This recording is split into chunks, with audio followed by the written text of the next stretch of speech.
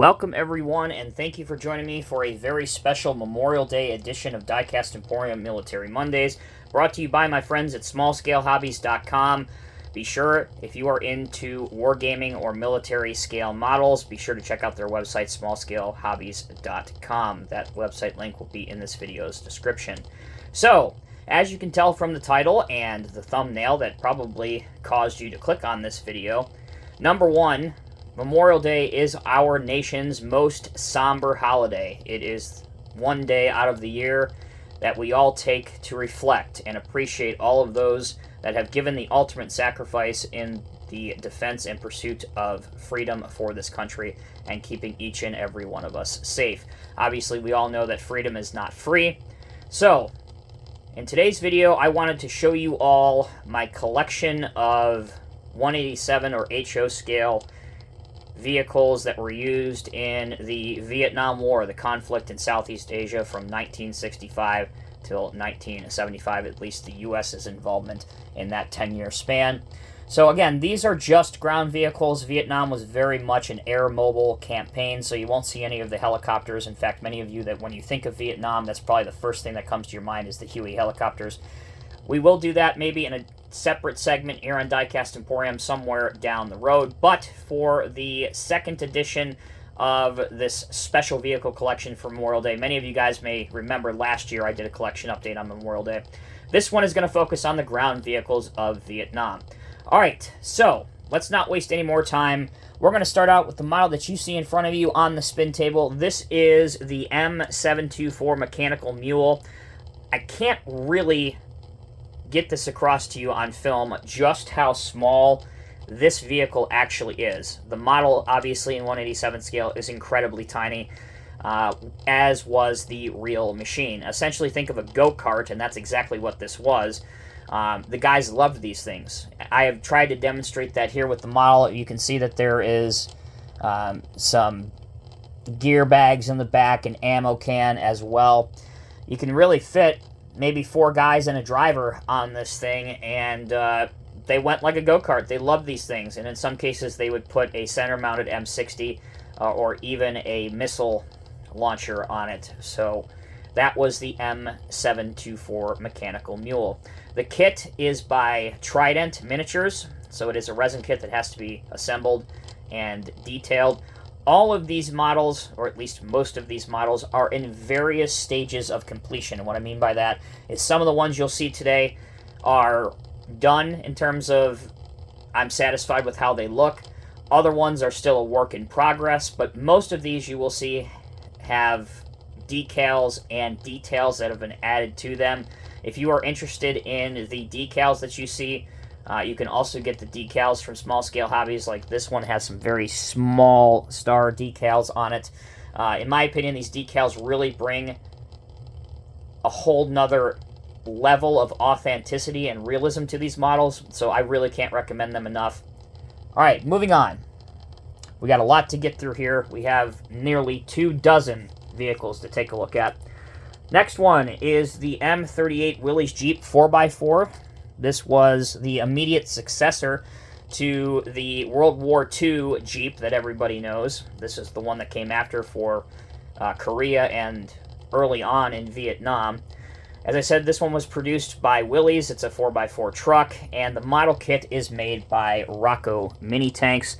As you can see, I detailed the wheels, added some stars, the U.S. Army logo on the side of the hood.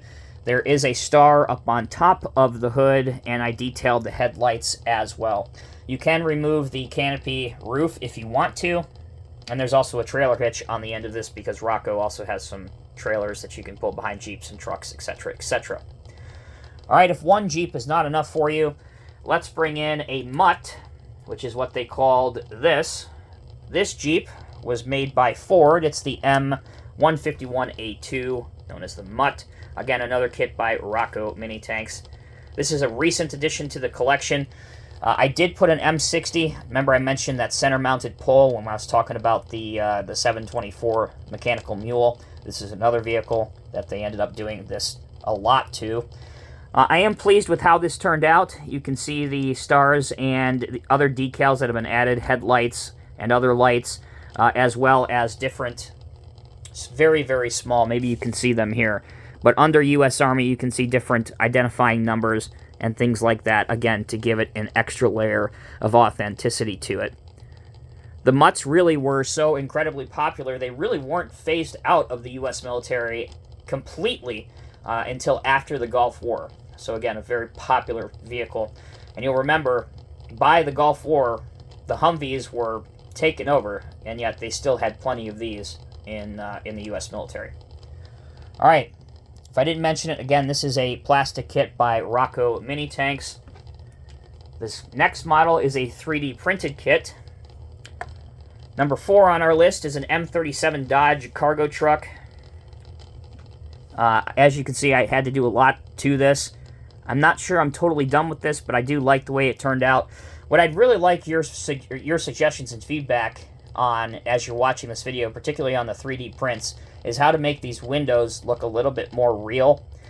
In this case, I took some Tamiya paint. The color is actually French blue, which a couple people have told me is what they use to give these windows on 3D prints looking like they're somewhat realistic looking without actually going in there and cutting out the windows completely. With the smaller 3D printed models, that's incredibly difficult to do, and I don't really have the ability to do that yet. It's something I would certainly entertain and look into doing down the road. But if you guys have other suggestions, I've heard some people use gray paints, black paints. I've done black paints before, and I'm not totally happy with the way black looks on windows, but I think this looks a little bit better. Again, this has decals that have been added. I added a shovel on the back. There's some lights as well that I brought out with some paint pens, a star on the door. There is not a star on the driver's door, easy for me to say, because there is a spare tire on there. Again, all of these vehicles I have meticulously researched, and if you go online and Google images, you will see that all of these are based off of exact vehicles, down to the graphics that you'll see on some of the 113s later on, the star placements, the size of the stars, and some of the accessories that were added on the Jeeps, the trucks, etc. I paid meticulous attention trying to get the detail as authentic as I could, because at least to me, details do matter on getting these to represent the real war horses from back in the day. All right, sticking with 3D printed kits, next up we have another Dodge in the arsenal. This is the M43 Dodge Ambulance, not to be confused with the World War II Ambulance. Again, much like the Jeep that we talked about, this is the immediate successor to the World War II Ambulance. This one has a mix of sticker and water slide decals on the back. For instance, the U.S. Army identifying number, that is a water slide decal. The cross on top is a water slide decal. However, the crosses on the side, those are actually stickers. Looking up above the windshield, you can see in very small letters, again, trying to get it completely to scale as I could, that is also a water slide decal. And then U.S. Army on both sides of the engine cover, also water slide decals. Overall, again, pleased with how this looks. It is almost an exact match to historical images, whether they be videos or pictures that I could find. The one thing that is noticeably absent from this truck that I would like to add at some point is the medical serpent logo that was very present on these ambulances. I would like to add those. However, the decal sheets that I was able to procure for this project did not have those on them. So again, maybe if I do a collection update on this in the future, you can be sure to look out for that and see if you see it. All right, for the third 3D printed model in a row, this is actually one of my favorites just because it's kind of an unusual piece. This is the M706 Cadillac Gauge Commando. This is a vehicle that the military police used a lot in Southeast Asia, and this vehicle actually can still be seen today, although it's been heavily modified and it is not the same vehicle. But when you look at the U.S. military, the Guardians and the Knights, the M114s, very, very similar, and you can trace their lineage directly back to this vehicle. So if it looks familiar, and actually I've just recently done a review of one of those on my channel, I will link that at the top right corner of your screen. So if you want to kind of compare and contrast, you can do that as well. One thing I did want to add on here that I have not gotten to yet, and again, there is no decal for it that I'm aware of, but right about here on both sides, you would see a military police decal. It would have a black background with military police in white. I would like to add that at some point. But overall, very pleased how this turned out. I hope it's coming across on camera, because one of the most impressive aspects about this 3D print in particular is if you look up here, you can see that there's actually small slits inside the turret. And you can see I was able to actually get in there with a fine brush and add some window coloring. And it actually turned out quite well. Alright, next on our list, keeping going here, we have another unusual vehicle that in the civilian market nowadays is pretty sought after by military collectors. This is the what is this? The M561. I always get the military designation of this screwed up for whatever reason. Yes, this is the M561 Gama Goat, the 6x6 cargo truck. Many people just call this thing the Goat, and one of the reasons why is this was a kind of go-anywhere vehicle, kind of like a mountain goat. It could climb over some tough obstacles that a lot of the other rubber-tired vehicles really couldn't do at the time. You may think that that's actually a trailer behind this section, but it's not. It's actually part of the vehicle. Interesting tidbit for you there. Again, a lot of decals have been added here. Also some paint with the lights and the winch at the front. Trailer hitch at the back. This is also a Rocco Mini Tanks kit. Nowadays, the newer Rocco Mini Tanks sets are in complete kit form. And what I mean by that is back in the day, you could get a Rocco Mini Tanks model, and it would come mostly assembled with the detail parts on a spruce. That's not necessarily the case nowadays. Nowadays, it comes in completely kit form. Everything is on a spruce, and you can assemble the model as you wish. Some people like that. I actually prefer to have the majority of the vehicle complete and ready to go, and just have the detail parts ready. But it seems as though now with whoever owns Rocco Mini Tanks now, because as I understand it, they are no longer directly in business. I think somebody else owns them and their distribution rights. But now it is, in fact, a complete model kit. So think of like a 1/24 scale car kit and how everything comes. You have to build everything. That is what you get, and that is how this one came. So there you go. All right, sticking with some cargo vehicles. This one you guys will know is pretty famous. Also, this is a Rocco Mini Tanks. This is a deuce and a half M35 2.5 ton cargo truck. This one did come basically assembled, as you see.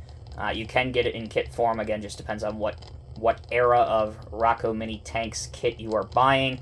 You can get it with a tarp. You can leave it with the tarp off. It also comes with, I believe, anti-aircraft artillery if you wanted to put that in the back. Another vehicle I wanted to do, but again, I ran out of time in order to get this out in time for the Memorial Day special. These trucks, especially 1969 and beyond in the war, these trucks would be outfitted and customized as gun trucks. And if you guys do some research or you've been to a few of the museums, there are some very, very famous deuce and a half and 5-ton trucks that were completely customized with what's known as hillbilly armor or custom armor, with big guns in the back of them, whether they be 50 cals, or even a couple of them actually had miniguns, 7.62 automatic machine guns. And they had their own custom armor and decals all over them. So I wanted to have an example of a gun truck here, but again, I just kind of ran out of time. So that's something that maybe you can look forward to in the future. So that's a 2.5 ton truck. This is a 5-ton truck, essentially the same thing, only twice as big in terms of cargo hauling capacity. And again, this is another Rocco Mini Tanks kit. I've done literally nothing to this. I just got it in the mail the other day, so wanted to have it here in time for the video. But definitely this will be outfitted and detailed by the next time you see it, whether that be in its own showcase video for a Military Monday special or in the next collection update for Vietnam or Cold War era vehicles. Okay, let's get into some even more fun stuff, shall we? Alright, this is another 3D print. This is the M728 Combat Engineer Vehicle. It looks like a tank. It is not a tank. It is a combat engineering vehicle. it basically does what the title says it does. So this thing was used to move things around, build fighting positions if need be, repair pieces on different vehicles. So you can see the bottom of it kind of looks like an M48 tank, and that's exactly what it is. It also has this large winch, so it could load things off trucks, or it could, fix heavy pieces on vehicles if they got damaged or they just needed to be replaced. So it was a very useful vehicle. It started out in the Vietnam War. Even some Guard and Reserve units were actually still using these into the early 2000s, but they were soon retired thereafter. All right, next up, we have the M578 Light Recovery Vehicle, a kit by Rocco. Another machine that was used all the way through Desert Storm in the early 90s, got a start in Vietnam. So this also would be used to move or tow disabled or damaged vehicles. Also, it would be used to load from cargo trucks the heavy artillery rounds to the M109 Paladins, the 155 self-propelled artillery pieces. It would move those large heavy rounds. You will see that later on in this video as well. Again, another very versatile and useful piece of equipment. Because it's on tracks, it wasn't necessarily quick or, very versatile, so couldn't really keep up with everything that was going on. So it usually was in the rear with the gear and with the guys. But again, nice to have one of these around if one of your bigger pieces of equipment, such as a tank or a heavy cargo truck, goes down and you need to move it and repair it. Okay, our third engineering type vehicle that we have to show you. You guys are all very familiar with this if you have been keeping up with the Military Mondays videos.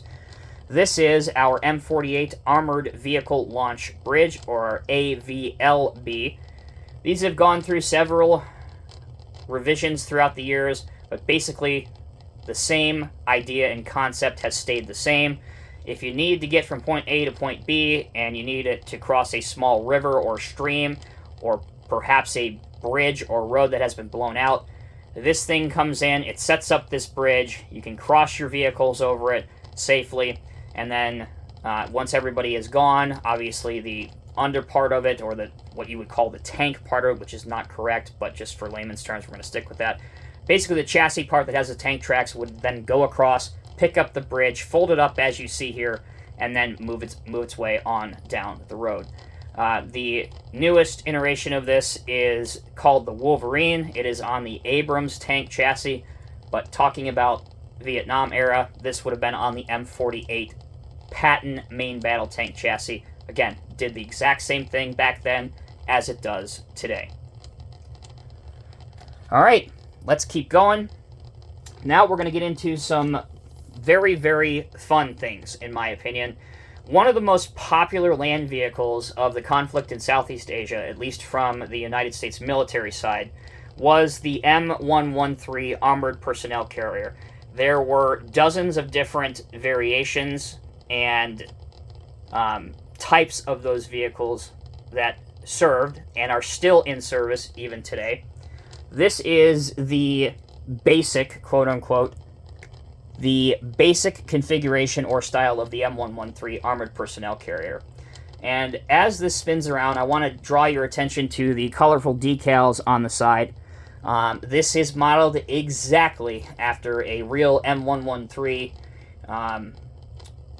that was in the Vietnam War. Again, got these decals from Small Scale Hobbies. This thing turned out amazing. The graphics look perfect on it. The decal graphics look great on it. And going back to maybe some aircraft art of World War II, the guys kind of did the same thing on ground vehicles to keep morale up when they had downtime. If they could get away with it, they of course would do their own comic strips or cartoon characters, maybe even some not so PG images. You will see one of those a little bit later, at least a clean enough one that I could get away with here on YouTube. But yeah, so really, really cool that these decals are out there and available. And I have 3 different 113s here to show you. Again, this is the first version, or the basic version, of the Armored Personnel Carrier. As for how successful these were over in Vietnam, It depends on who you ask. Most historians will agree that yes, they performed well, but a lot of them did get bogged down in the dense jungle. Also, they were not very good for, if they ran over a mine, a lot of the guys would get pretty severely injured. That's why you would see a lot of the guys not necessarily riding inside the M113s, but they would actually ride on top of the M113s, which was pretty unusual, right? You have an armored personnel carrier for protection, and yet the guys are completely vulnerable to enemy small arms fire by riding up on top. It was also very, very hot and humid in those jungles, so you can imagine just how much of a toasty and hot ride it would have been inside one of these machines. So again, that's why you would see a lot of the guys riding up on top and not necessarily inside. Kind of crazy when you think about it. All right, next version. This is an M113 ACAV, or Armored Cavalry Assault Vehicle version. Again, loosely based on a real-life M113 that was there. This one was different on both sides. So on this side, you have their tour of duty, which I have to bring closer to me. 13th October through 9th November 71. Wendy Ward lives short over here. And then my personal favorite, the caution, the Surgeon General has determined that Vietnam may be hazardous to your health. And then on the back here where the gate would drop down, Sesame lives here. And then probably my favorite of all, I will let it rotate over here so you can see it in real time as I read it to you. Rice, Patty, Daddy, absolutely love it. Thought it was hilarious. Had to put it on the ACAV version. So the first M113 in terms of the model kit was a Rocco mini tanks. This one is a resin kit by AlsaCast that I just got in from Small Scale Hobbies. Cannot recommend this one enough. Again, not totally 100% finished with this one. The ACAV setup would actually have additional protection around the gun that's up top. It wouldn't just have this front one. But again, for time's sake, got to work with what we got here, guys. And also, it has more accessories. I was able to put a couple bags on the front, but this set does come with additional jerry cans, ammo cans, etc., things that you can build up on top just to give it a little more realism and depth to the model. So that's two of our M113s. Next one, by military designation alone, is not technically an M113. It's an M163. This is an air defense system, specifically a Vulcan air defense system. This is a 3D printed kit. So this has a, remember I was mentioning the minigun, the 7.62 millimeter minigun? That's what essentially this is up on top. Initially, these were sent to Vietnam to protect against threats coming from the air. And while there was significant air threats against troops, such as MiGs later on, these proved to be way more effective in cutting down the Viet Cong and the Viet Cong and the other enemies and such that we fought in that conflict. So again, kind of cool to have a minigun on this. This is exactly down to the decals and the Army number right here, based on a real M163 that was there. You can look this up on the internet. Note the way that Peacemaker is spelled. It is not peace in the conventional manner as you would want to have, you know, some peacetime to yourself, or you want to make peace. It is spelled peace as in you'd like to turn the enemy into several pieces. Again, another GI humor involved there. And just to top it off with the GI humor, you then, of course, have the opposing side of your peace sign right next to it, just to hammer it home how funny that is. All right, that's the 113s. Hope you guys have been enjoying this video. If you have, let me know. Next, we have a M114, which is not a 113, but very close to it. This is the command and reconnaissance carrier version of the M113. You can see that it sits a lot lower. It's got a lot smaller silhouette of a profile. Also by Rocco Mini Tanks. This one is pretty much as is out of the box. This is the newest one you can get. So this already came with the military stars. This already came with weapons ports and such. You can see that there is a machine gun up on top and several different ports and such that do open up on this. All right, next up, moving right along here, we have the M42 40mm self-propelled anti-aircraft gun, one of my favorites from the time period. That's kind of a long title to remember and hold, so many people just called this thing the Duster.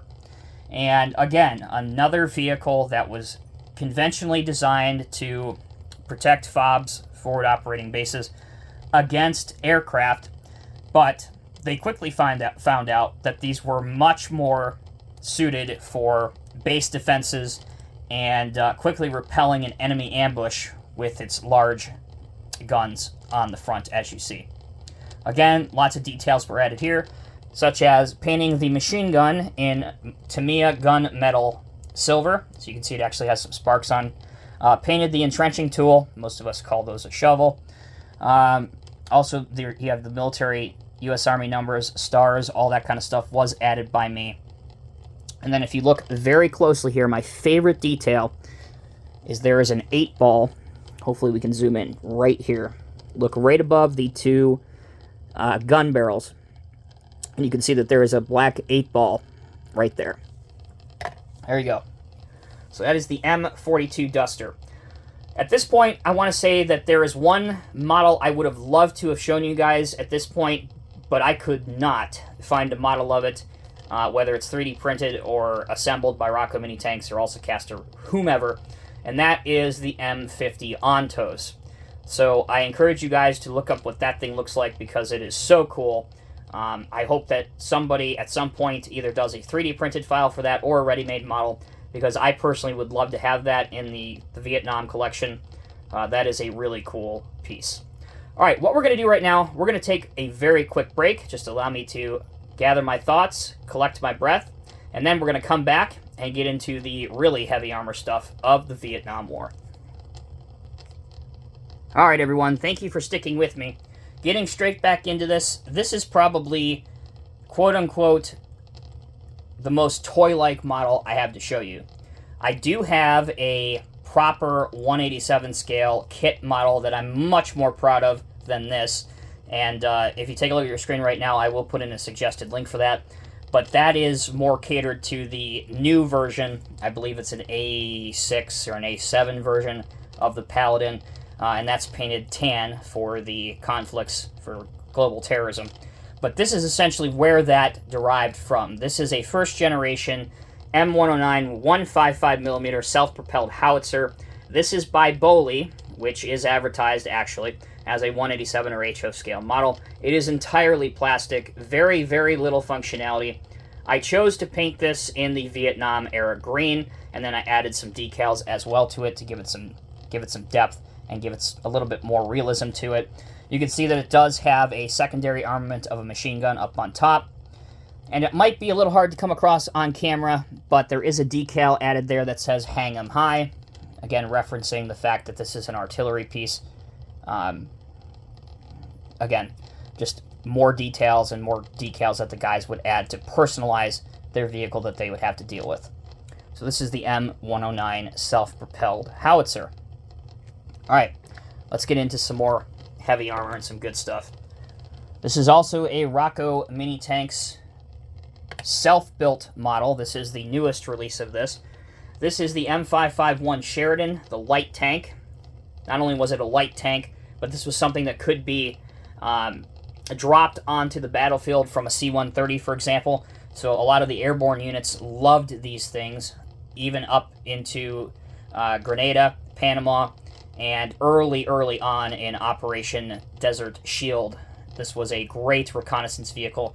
And again, the airborne units loved it because it could be air transportable and dropped from an aircraft. As for the model itself, basic as basic can get. Haven't done much to this except take it out of the box and put it on the spin table to show you. It does come with a ton of accessories. Just have not had the time to detail this where I wanted to. All right, up to this point, you have seen everything. Everything has been detailed with the intent to represent the United States Army in Southeast Asia. Let's give the Marines some love. Next up, we have a 187 scale or HO scale 3D printed model that I purchased of the LVT-5, which stands for the Landing Vehicle Tracked Personnel 5. This vehicle exclusively used by the United States Marine Corps in the Vietnam conflict. Now, there are some great decal sets for this type of model in larger scales, because what the Marines would do, God love them, is, in my opinion, they probably had the best vehicle art, whether they would add crocodile mouths, shark mouths, some very, what's the word, risque art on it, shall we say. I wanted to pay homage to that without totally getting myself canceled on this channel. So I do have a little bit of a bunny on both sides, as you can see. So we love the bunny. Just again, to pay tribute to some of the Marine artwork that would go on. If you've seen the film Apocalypse Now, there are a few scenes that feature this vehicle, and one in particular has the mine-clearing, almost bulldozer blade on the front of it. So if you want to see one of these on film, check out that movie. As for other things I've done to this, you can't really tell, but there's a lot of detail up on top, whether it's different colored lights that you can see coming from the front, Marine decals that I've added, some ladders. I did want to add some sandbags around, just did not get a chance to do that. Again, most of these vehicles that I have here, while I've been collecting military stuff for a number of years, most of this Vietnam stuff, I've really only had the decals here for the better part of a week. So a lot of this stuff has really only got my tender love and care to it for the better part of 8 days. So had a very, very short window to get this stuff done for this video. So you will be seeing updates to these throughout. So don't fret. I would venture to say that almost none of these are complete finished models. Just wanted to give you an idea of what's out there. Okay, let's end the video with a series of 4 tanks from the era. We will start off with the smallest. This is the M41 Walker Bulldog. This tank was used by both the Army and the Marine Corps, mostly the Marine Corps towards the end of the war. Vietnam was not a large conflict where tanks were used. There were a few battles where tanks did meet the NVA, but for the most part, it was not a tremendous conflict of tank-on-tank battle. But there were tanks there.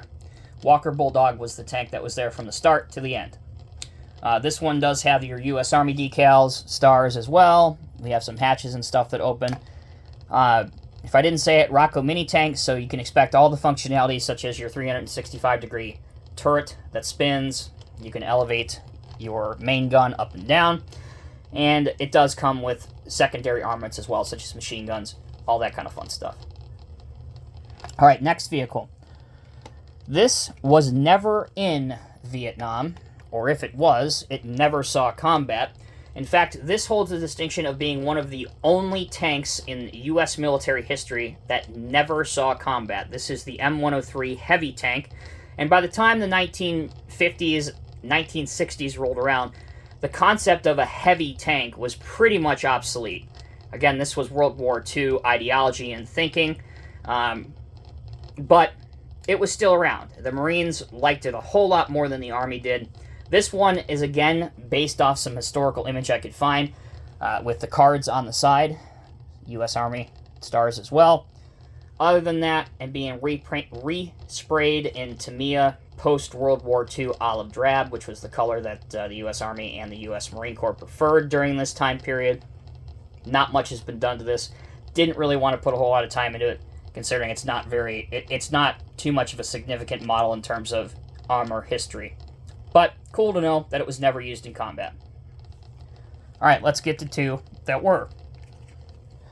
Next 2 and last 2 are very, very similar, but just different enough that they both need to be mentioned. This is the M47 Patton Main Battle Tank, a kit by Rocco. This specific version came as a complete model kit. Again, I went over that, so you guys should know, but in case you don't, completely on spruces, you need to completely paint, detail, put this whole thing together. So the M47, really the whole series of Patton tanks, whether we're talking M46s, all the way up to really the M60, all of these tanks basically are evolutions or evolutions of each other. There's very small differences between all of them. The concept is that they are a first-generation main battle tank. And again, that becomes important as we go later on, when we start talking about Abrams, yada, yada, yada. So this is the M47. You will notice that it does have a machine gun. This one has an antenna. This one has an open hatch. U.S. Army, your number, the tracks have been detailed on this as well. There's actually a lot of detail in the casting. You can see the venting as well. There's a shovel over here. Really like how this one turned out. And again, the machine gun up on top was painted in that same Tamiya color that I told you. And there's also a front-mounted machine gun as well on the M47. You will not see that on the last one, which is the M48. So, let's end the video with this one. This is another one that just arrived the other day in time to have it for the video. This tank was pretty much the one that you would see towards the end of the Vietnam conflict. Again, I can't stress this enough. Vietnam was not a tank war. There were not many tank-on-tank engagements. But the M41, the M48, typically what you would have seen on a base if you were vacationing in Southeast Asia from 65 to 75. You can see that the evolution of the barrel, the turret, and the additional hatch up on top changed, while it retained the understructure, the chassis, and the track design very, very similar on this tank. So that will end this video. I hope you all have enjoyed it. If, for whatever reason, any Vietnam veterans end up coming across this video, thank you so much for watching. Thank you for your service. In fact, actually, I'm going to redact that statement for a minute. If any veterans of any war end up coming across this video, thank you for your service. Again, Memorial Day, as you all will agree, is about honoring those we lost. We have Veterans Day for honoring everybody that served. This day is about honoring those who gave all, not those who gave some. I'm Tommy with Diecast Emporium. Thank you all so very much for watching. Until next time, take care, be well. I'll see you in the next review.